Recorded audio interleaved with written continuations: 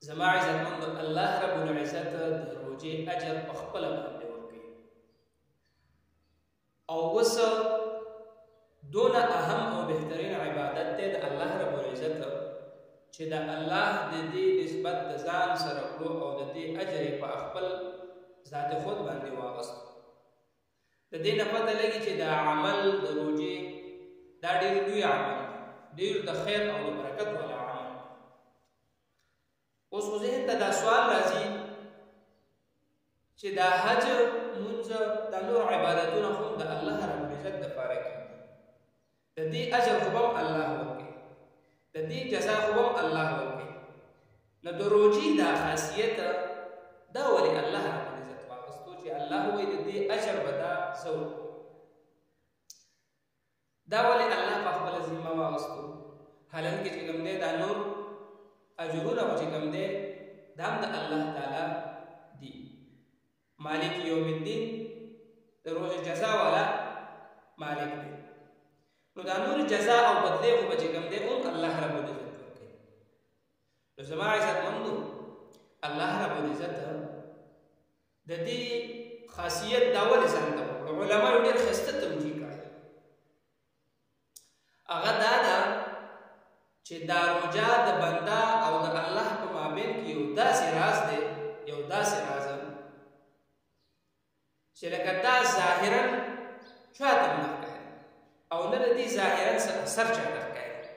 عموما که وګورئ زما عزتمندو لکه حج کې نو هغې لپاره مکې ته لاړ شي، جاز تصویران او واپس راشي او عمل وکړي او بیا چې کوم دی راشي ډوډۍ او دا او بس د هغې نه پس بیا عجیب صاحب شي.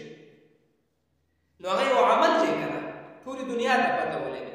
مونځ کې په جومات کې نو جومات کې ولاړې خلک یې چې یاره دا کس د الله عبادت کوي، په مانځه باندې ولاړ. زکات ورکوي نو که نور چا ته پته نه لګي چې چا له ورکوي هغه ته خو پته لګي. صدقه ورکوي که نور چا له ورکوي که نه چا له ورکوي هغه ته خو پته لګي. نو دا ټول عملونه داسې ښکاره دي.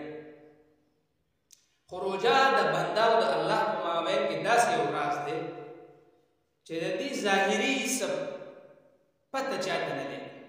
که د مؤمن دا روژه ونه نیوله او د خلکو نه ځان پټول او خلکو ته ځان داسې شو کول لکه چې زه روژه یم، نو څوک دې خبرې دي؟ نه ظاهري څه اثر شته، نه داسې څه فعل شته چې په هغې باندې تا د بل مسلمان ته پته ولګي. او حالانکې زه به ته دا ووایم چې کرامن کاتبین فرشتو ته هم پته نه لګي. داسې د الله د دې بنده په مابین کې دا راز دی. که ته مثال په طور باندې ګوډ اوبه دا خولې ته کړي او واپس نیمې تېرې کړي او نیمې راولي واپس، نو کرامن کاتبین چې کوم ستا لیکل کړي هغه فرشتې هغې به ووایي چې یاره واپس یې راویشتې خولې کړه. ځکه هغه اوس علم غیب والا نه دي. نو دا د بنده او د الله په مابین کې داسې راز والا عبادت چې په دنیا کې که ته په یو محفل کې ناست یې، په یو پنډال کې ناست یې، خو لیکن ته ځان چاته دا نشي شو کولی چې یاره زما یا روژه دا یعنې لکه عامو حالاتو کې چې کوم د پوزي په ایامو کې دا خلک په روژې نیسي او په معاشره کې ګرځي علما، بزرګان، صوفیا یا کورونو کې زنانه.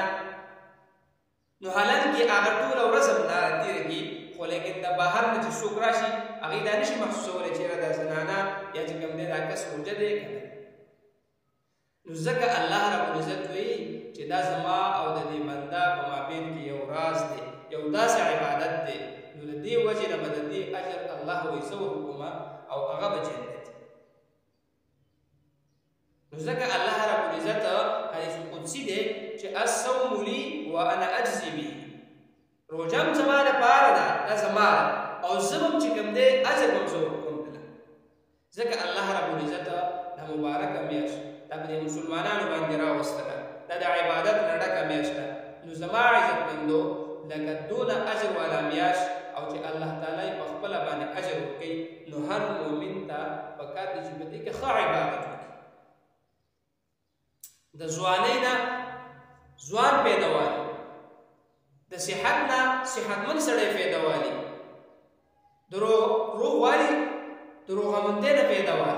ځکه چې ګوره دا وخت دی او دا میاشت ده الله رب العزت راوستله په موږ باندې دا موږ وموندله په خپل ژوند کې دا زموږ دپاره غټه خوشحالي ده چې الله موږ په دې کې رضا کړو نو بیا به الله رب العزت چې کوم دی